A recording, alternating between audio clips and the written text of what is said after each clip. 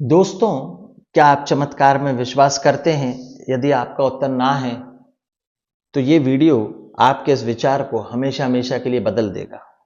Video में अंत तक बने रहिए और दिल से आपको दिमाग की कहानी ये सुनने पर मजबूर कर देगी और आप मजबूर हो जाएंगे कि वाकई चमत्कार होते हैं।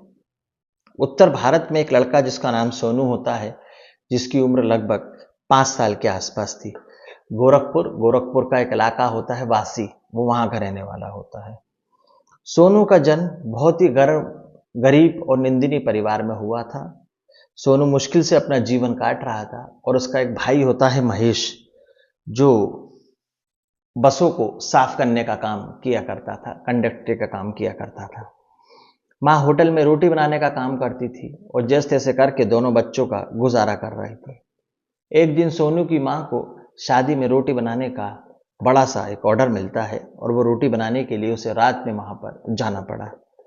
माँ ने सोचा कुछ काम कर लूं, कुछ पैसे आ जाएंगे तो घर में सहारा लगेगा।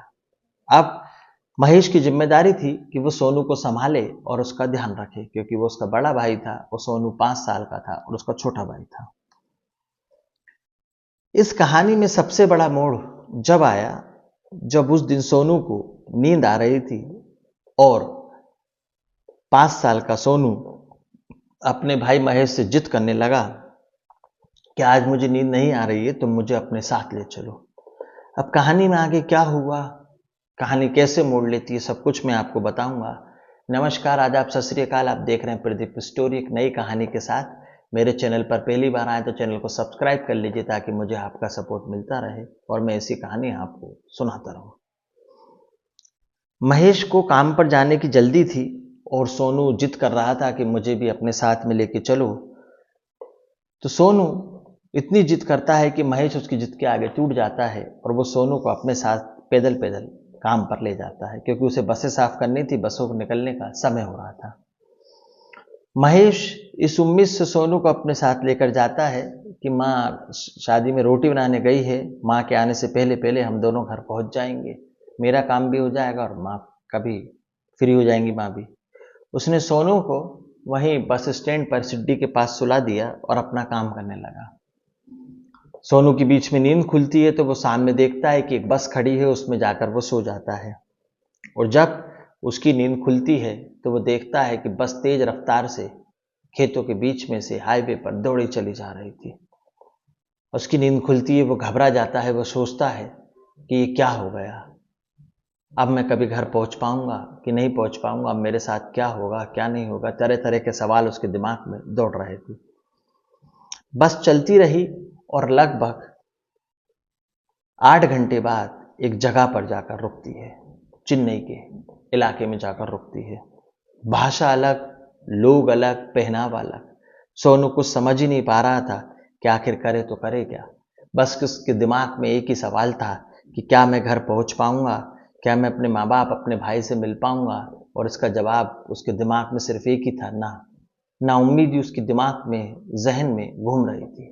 उसे यकीन ही नहीं था कि मैं अपने माँ और भाई से कभी अब मिल पाऊंगा। एक दिन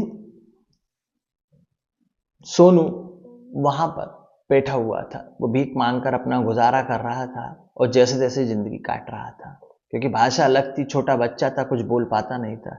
जो दिखता उसे सहानुभूति के आधार पर उसकी मदद कर देता। अब एक दिन एक सोनू एक होटल के बाहर खड़ा हुआ था और एक व्यक्ति वहां पर खाना खा रहा था। तो सोनू उसको घूरता रहता है और वो व्यक्ति उससे एक सवाल पूछता है, पर सोनू किसी बात का जवाब नहीं दे पाता, क्योंकि वो चेन्नई का इलाका होता है। अब वो करे तो करे क्या। अब वो व्यक्ति सोनू की मदद करना चाहता था, वो सोनू को ले जाकर एक अनाथ आश्रम में भर्ती करा देता है। और उस आदमी ने भी सोनू के माँ भाई का पता लगाने की बहुत कोशिश की, पर कोई फायदा नहीं मिला। एक तो भाषा अलग थी, इलाका अलग था, सोनू छोटा था, 5 साल का, तो किसी भी प्रकार की सफलता ना पुलिस को ना उस आदमी को मिल नहीं रही थी। अब सोनू को अनाथ आश्रम में भर्ती कर दिया गया। वहां पर बच्चों के संग घुल मिल जाता है और उसी अनाथ आश्रम को अपना घर मान लेता है। वो वहां के टीचर को अपने माँ बाप और वहां के बच्चों को अपना भाई मान लेता है और जीवन को स्वीकार कर लेता है। पर शायद किस्मत को और ही कुछ मंजूर था, किस्मत भगवान और ही कुछ चाहता था। विदेश में रहने वाले एक दंपत्ति जिनको संतान नहीं थी, वो सोनू की फोटो ऑनलाइन देखते हैं और उसे गोद लेने की विचार बनाते हैं। वो अनाथ आश्रम से संपर्क करते हैं, कागजी कार्रवाई पूरी की जाती है और सोनू दंपत्ति को दे दिया जाता है। सोनू दंपत्ति के साथ सात समंदर पार चला जाता है, एक विदेश में चला जाता है, एक नई दुनिया, एक नई जीवन के सफर पर। दंपत्ति उसका स्कूल में दाखिला करा देते हैं, वो स्कूल में पढ़ता है, किसी चीज़ की कोई कमी नहीं थी, ना खाने की, ना पीने की, ना पहनने की, ना ओढ़ने की, सब कुछ सामान ठीक ठाक चल रहा था। फिर सोनू का दाखिला कॉलेज में करा दिया जाता है, पर आज भी वो अपनी पुरानी यादों के साथ जी रहा था, पुरानी यादें उसका पीछा नहीं छोड़ रही थी। माँ और भाई की याद उसे हमेशा सताती और वो सोचता कि वह क्या कभी उनसे मिल पाएगा या नहीं मिल पाएगा, और यही सवाल, यही जहन में उसके घूमता था और इसी उम्मीद के साथ वो जिंदा था। पर अभी भी उसकी उम्मीद बाकी थी। जब भी उसको मौका मिलता तो वो इंटरनेट पर अपने पते, अपने भाई, अपनी माँ को ढूंढने की कोशिश करता, और कोशिश करता ऐसा कोई इलाका हो, ऐसी कोई जगह हो जहां उसे वो खबर मिल सके।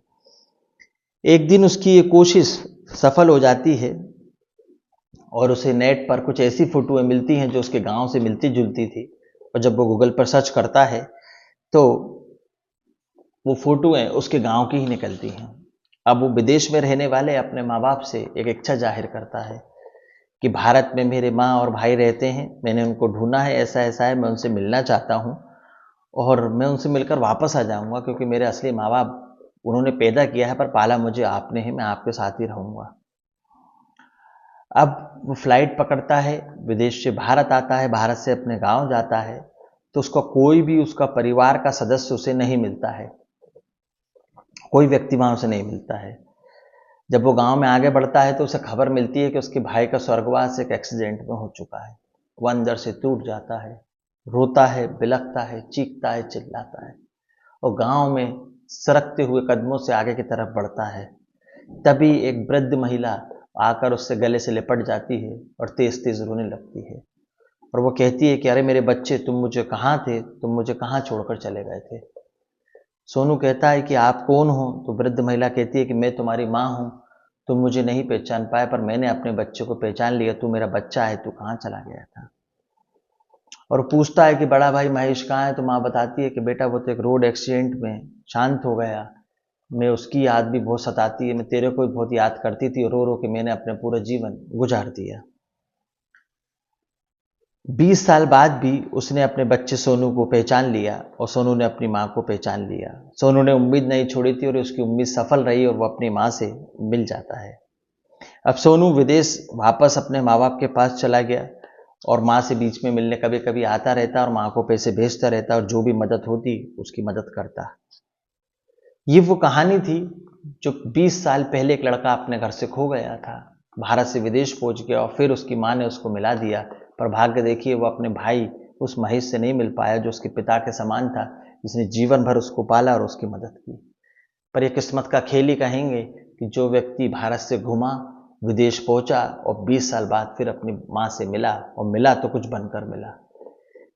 ये कहानी थी जीवन के परिवर्तन की, ये कहानी थी भाग्य के परिवर्तन की, ये कहानी थी ऊपर वाले के करिश्मे की, कि ऊपर वाला कब किससे कहाँ किसको मिलवा दे कोई नहीं जानता। वो कहते हैं ना कि कौन जानता है किसका नसीब, कौन जानता है किसका रकीब, ये तो दिल के रिश्ते हैं, मिलवा देता है जहां होता है जिसका नसीब। इसी के साथ मैं अपनी इस कहानी को ख़त्म करता हूँ, समाप्त करता हूँ। कहानी अच्छी लगी तो लाइक करें, चैनल को सब्सक्राइब करें। इस कहानी को सुनाने का उद्देश्य किसी का दिल दुखाना, किसी के अंतरात्मा को परेशान करना नहीं है, बल्कि आपको सावधान करना है। सतर्क रहें, सावधान रहें, अपने और अपने परिवार का ध्यान रखें। अगली कहानी में फिर मुलाकात होगी। कहानी अच्छी लगी तो लाइक करें, चैनल को सब्सक्राइब करें ताकि मुझे आपका सपोर्ट मिलता रहे। जय हिंद, जय भारत, जय जवान, जय किसान।